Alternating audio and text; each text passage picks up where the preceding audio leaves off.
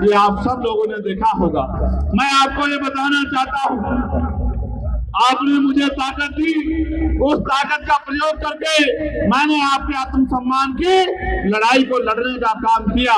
लेकिन आज जब मैं बिहार में हूँ और मैं जब निकल के आ रहा था तो मैंने आपके घर देखे, आपके कपड़े देखे, आपके साधन देखे और कहीं ना कहीं मैंने ये भी महसूस किया कि आपके चेहरे पे उम्मीद तो है, आपके चेहरे पे आशा की किरण तो है, लेकिन आपके चेहरे के साथ साथ आपके मन में ये चिंता भी है कि वो दिन कब आएगा जब हमें भी देश में बराबर के अधिकार, सम्मान और इज्जत की जिंदगी मिलने का काम होगा।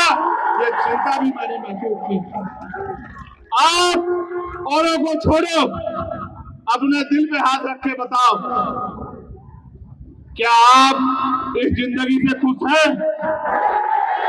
ये जो तमाम तरह के गैर बराबरी के जीवन को आप लोग जी रहे हैं, इस जीवन से आप लोग खुश हैं? अगर खुश नहीं हो तो इसको बदलने के लिए क्या कर रहे हो, ये भी मुझे बताओ। प्रयास कर रहे हो, नहीं कर रहे हो? मैं आपका ध्यान आकर्षित करूंगा। अब आप मेरी बात को बड़ी गौर से सुन रहे हो। ऐसे समय में मैं आपका ध्यान आकर्षित करता हूं। आपने वहां से यहां तक देखा कि इस सड़क के क्या हाल है? देखा है, नहीं देखा? क्या ये कच्ची रोड पक्की होनी चाहिए थी, नहीं पक्की होनी चाहिए थी? ये रोड पक्की क्यों नहीं है आपको पता है? आप किसी भी धर्म के तीर्थ पर जाकर देख लो, किसी भी धर्म के ऐतिहासिक स्थल पर जाकर देख लो, सरकारों ने बहुत बड़े बड़े योगदान देके उसका सौंदर्यीकरण कराने का काम किया है। करोड़ों करोड़ रुपए देके वहां का जीर्णोद्धार करने का काम किया है। और यहाँ आपकी लाखों की आबादी है, आपके ऐतिहासिक स्थल का जीर्णोद्धार तो छोड़ो, एक पक्का रास्ता भी बनाने का काम नहीं किया। ये तो जब इनको सूचना मिली कि मैं आ रहा हूं तो इन्होंने कच्ची पक्की सड़क जो है 3-4 दिन में निर्माण की है। ये भी कमेटी के लोगों ने की है।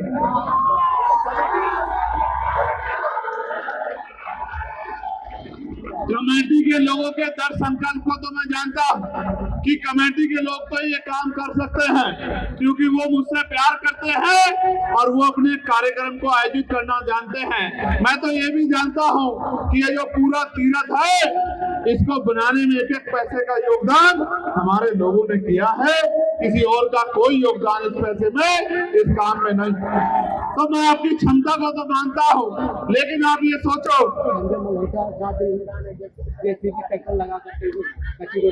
ये संजय मल्होत्रा कहाँ है? ये संजय मल्होत्रा कहाँ? इधर इधर इधर आ जल्दी।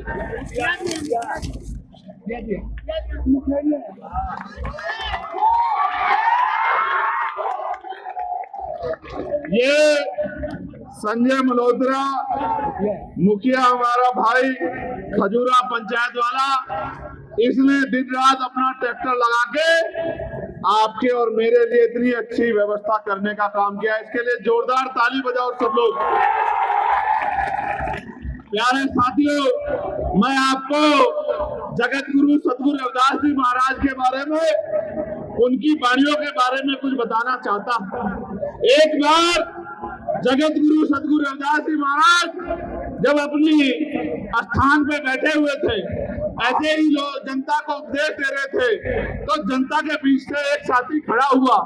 उसने महाराज जी से पूछा कि महाराज जी, हम यहाँ मेहनत करते हैं, खून पसीना बहाते हैं, दिन रात संघर्ष करते हैं, फिर भी हमारे साथ जुल्म जाति अत्याचार क्यों होता है? हमारे साथ भेदभाव क्यों होता है? हमें सुख सुविधा का जीवन क्यों नहीं मिलता? तो जगत गुरु सतगुरु रविदास जी महाराज ने एक संदेश उनको देने का काम किया। वही संदेश मैं आपको यहाँ देने का काम कर रहा हूँ।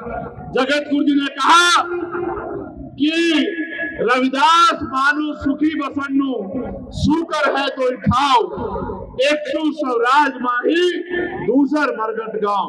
जगत गुरु जी ने कहा कि सुख शांति का जीवन जीने के दो रास्ते हैं, अगर जीते जी सुख शांति चाहिए तो स्वराज माही अपना राज लाओ, और अगर मरने के बाद चाहिए तो वो शमशान घाट और कब्रिस्तान में मिलेगा।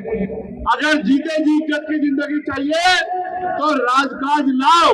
ये बात 600 साल पहले सदगुरु महाराज कह के गए, और उन्होंने कहा जो सामने संगत थी कि महाराज जी राज तो अभी भी है, राजाओं का राज तो है, लेकिन हमारे जीवन में सुख शांति क्यों नहीं?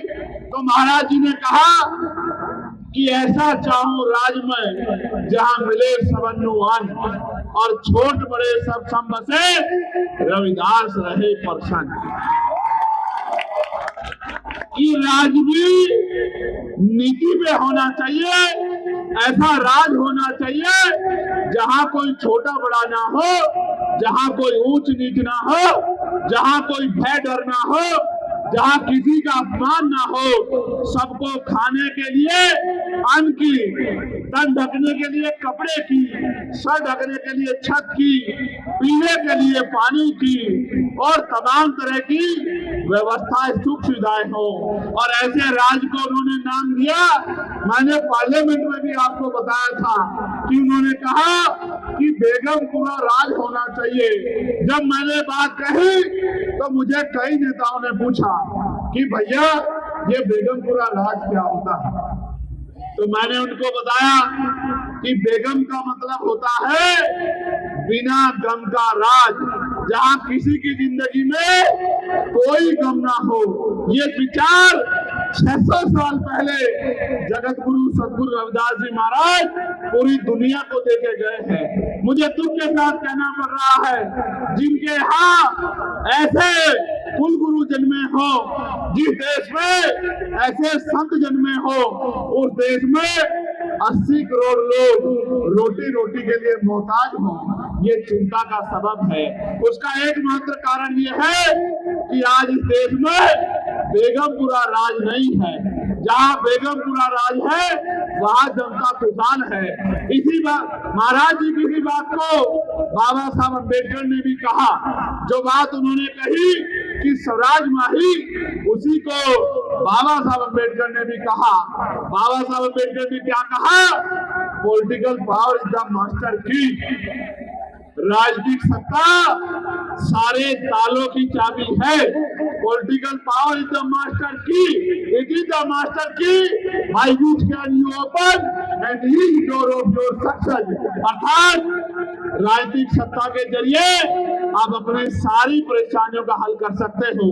मैं आपको इस धाम पे खड़े होकर चैलेंज से कह रहा हूँ, आप राजनीतिक ताकत बना लो। जिस चीज की तरफ हाथ आप रख दोगे वो आपके चरणों में पड़ी होगी। इस बात का मैं आपको विश्वास दिलाता हूं। यही बात मान्यवर साहब काशीराम जी ने अपनी क्लास 1 की नौकरी छोड़ के गांव जाके, घर जाके लोगों को समझाने का काम किया, और अपना पूरा जीवन इस हक वंचित समाज में भाईचारा पैदा करने और इनको अपने पैरों पे खड़ा करने के लिए लगा दिया। उन्होंने अपना पूरा जीवन बलिदान कर दिया, सब कुछ अर्पण कर दिया। बहुत बड़े पैमाने पे हम लोग सीख समझ नहीं पाए, उसके कारण आज भी हमारे बुरे हाल है। आप उससे प्यार करते हो नहीं करते हो? जरा हाथ उठा के बताओ। अगर आप मुझसे प्यार करते हो तो खुद से क्यों नहीं प्यार करते हो? जब आप खुद से प्यार नहीं करोगे तो मुझसे प्यार करने का क्या फायदा है? जब तक आप अपना भला नहीं करोगे, अपने लिए सुख सुविधा नहीं तैयार करोगे, अपने लिए इज्जत की जिंदगी तैयार नहीं करोगे, तब तक कुछ भी बदलने वाला नहीं है।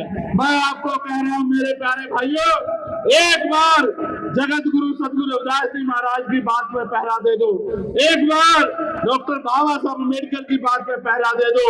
एक बार मान्यवर काशीराम साहब की बात पे पहरा दे दो, और एक बार अपने भाई चंद्रशेखर आजाद का साथ दे दो। फिर आप देखना कि किसी गुंडे की हिम्मत नहीं होगी कि आपकी इज्जत और आपकी जमीन की तरफ आंख उठा के देख ले। मेरी बात को आप लोग ध्यान रखें। जिस दिन आप अपनी ताकत बना लोगे, ये सामंती गुंडे जो आप पे जुल्म करते हैं, ये बिलों में छुप जाएंगे और रहम की भीख मांगेंगे जिस दिन आप अपनी ताकत बना लोगे। और जब तक आप ताकत नहीं बनाओगे, आप महसूस करके देखो जो बात मैं आपसे कह रहा हूं। गांव में गरीब और अमीर पूरा मिला जुला समाज रहता है। या खड़ा हुआ एक गरीब हाथ उठा के बताए कि किसी पैसे वाले ने उनका हाथ पकड़ के उनकी गरीबी दूर करने का काम किया हो। जितने लोग यहाँ खड़े हो जरा हाथ उठा के बताओ। जो गांव में रह के आपका दुख दर्द देख के, आपके आंसू देख के, आपके फटे कपड़े देख के, आपका टूटा हुआ मकान देख के जिसका दिल नहीं पसीजता, क्या वो आपका भला कभी कर सकता है क्या? आप कभी किसी के पीछे जाकर खड़े हो जाते हो, कभी किसी के पीछे जाकर खड़े हो जाते हो। आपको समझ नहीं आया कि जो गांव में रह के आपके आंसू देख के आपका भला नहीं कर सकता, अपने हिस्से से एक रोटी आपको नहीं दे सकता, वो आपका और आपके बच्चों का जीवन भविष्य कैसे बनाने का काम करेगा, आपको समझ नहीं आया मेरे लोगों।